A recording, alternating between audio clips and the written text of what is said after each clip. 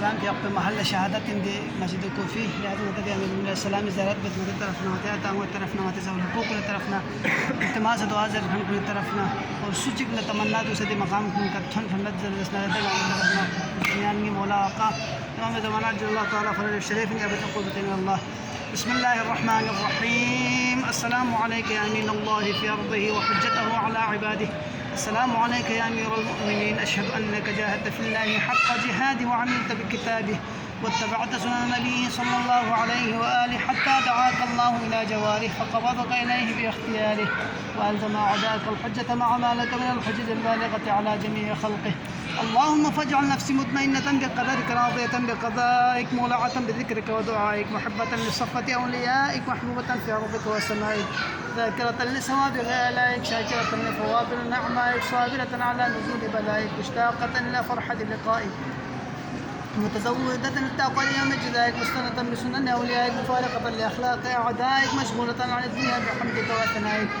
اللهم إن قلوب المخبتين إليك والهة وسبل الراغبين إليك شارعة وأعلام القاصدين إليك واضحة وأفئدة العارفين منك فازعة وأصوات الداعين إليك صاعدة وأبواب الإجابة لهم مفتحة ودعوة من ناجاك مستجابة وتوبة من ناب إليك مقبولة وعبرة من بقى من خوفك مرحومة والإغاثة لمن استغاث بك موجودة والإعانة لمن استعان بك مبذولة وعداتك لعبادك منجزة ولمن استقالك مقالة وأعمال العاملين إليك محفوظة وأرزاق غير الخلائق من لدنك نازلة وعوائد المزيد إليهم واصلة والذنوب المستغفرين مغفورة وحوائج خلقك عندك مقضية وجوائز السائلين عندك مغفرة ومواد المستطعمين معدة ومناهل الظماء مطرعة.